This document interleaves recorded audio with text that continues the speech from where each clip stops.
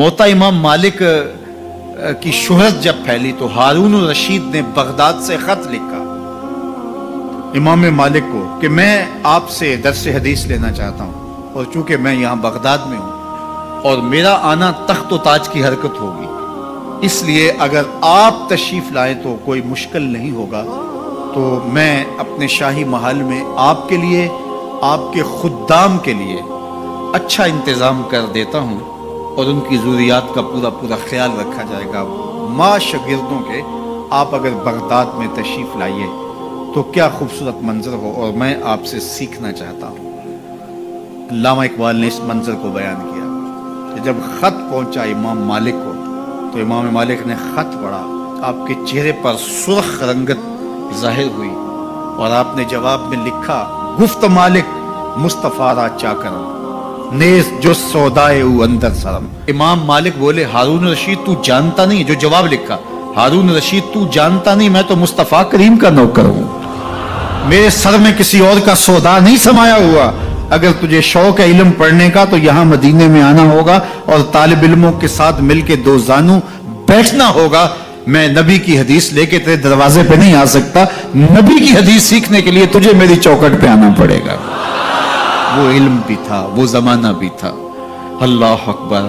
تو طالب علم لازمی نہیں ہے کہ کوئی مدون نصاب پڑھے یا وہ کوئی ٹائم ٹیبل کا پابند ہو تو وہ طالب علم کہلاتا ہے۔ اگر 8 دن کے بعد آپ آتے ہیں جمعۃ المبارک کے اس اجتماع میں، آپ نیت یہ کرتے ہیں کہ میں سیکھنے جا رہا ہوں، یہ میری ہفتہ روزہ کلاس ہے، مجھے کسی موضوع پہ کچھ آج سننا ہے، اس کو سیکھنا ہے، اس کو آگے پھیلانا ہے، اس پہ عمل کی کوشش کرنی ہے، تو آپ گھر سے چلتے ہیں اور سیکھتے ہیں، اور زندگی بھر آپ سیکھنے کے عزم میں رہتے ہیں۔ بوڑھے ہو گئے لیکن سیکھنے کا عزم کبھی بوڑھا نہیں ہوا۔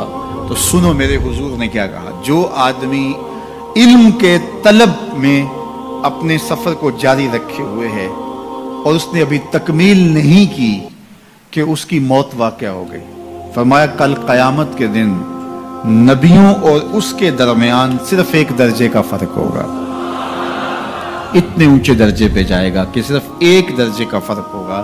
یہ وہ شخص ہے جس نے علم دین کی طلب میں اپنی زندگی گزار دی۔ اور جب طالب علم گھر سے چلتا ہے، اللہ کے نوری فرشتے اس کے پاؤں تلے اپنے پر بچھاتے ہیں۔ بڑا پروٹوکول ہوتا ہے کہ سرخ قالین بچھے ہوں کسی کے لیے، سربراہ مملکت ہو یا کوئی اور قابل اعتبار ہستی ہو اور کسی عالی مرتبت شخصیت سے ملنے جائے اور وہ اعزاز تکریم کے ساتھ اس کو نوازے، اور سرخ قالین بچھے ہوئے ہوں، اعزاز و تکریم دیا جا رہا ہو، لوگ کہتے ہیں یار انہوں نے تو ریڈ کارپٹ بچھا کر ہمارا استقبال کیا۔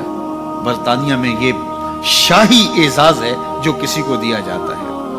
اللہ اکبر۔ لیکن یہ کارپٹ جو بچھائے جاتے ہیں، یہ گھسے پٹے کئی لوگوں کے پاؤں تلے روندے ہوئے، چلو آپ ایران کے نئے قالین ہی سمجھ لیجئے، کوئی کتنے بچھائے گا، یہاں سے لے کے دروازے تک بچھا دے گا، چلو بائی پاس تک بچھا دے گا، کوئی کسی کے لیے 1 کلومیٹر 2 فرلانگ 10 کلومیٹر کتنے بچھائے گا، لیکن 2000 کلومیٹر سے چلا ہے طالب علم اللہ کے فرشتوں کے نوری پر، وہاں سے اس کے قدموں تلے بچھتے چلے آ رہے ہیں۔ اور یہ قالین کسی دنیا کے کارخانے میں نہیں بنے ہیں، یہ فرشتوں کے تقدس مآب پر ہیں جو طالب علم کے پاؤں تلے بچھتے ہیں۔ وہ اعزاز، وہ تکریم جو ان طالب علم کو دیا گیا ہے وہ کسی اور کو نہیں دیا۔ سب سے بڑی بات یہ ہے کہ اللہ کے محبوب علیہ السلام نے علماء کو اپنا وارث قرار دیا۔ نبیوں کی وراثت درہم و دینار نہیں ہوتا، نبیوں کی وراثت علم ہوتی ہے۔ اس لیے علم طلب کرنے کی ہم ترغیب دی گئی، اور اس کے لیے ہمیں جتنی بھی محنت کرنا پڑے ہمیں اس کی ترغیب ہے، حتیٰ کہ ہمیں سنگلاخ پہاڑوں کا سفر کرنا پڑے، ہمیں سمندروں کو عبور کرنا پڑے، ہمیں صحراؤں کے کلیجے چیرنے پڑے، ہمیں چین پہنچنا پڑے، تو ہم وہاں سے بھی علم کشید کر کے لائیں گے۔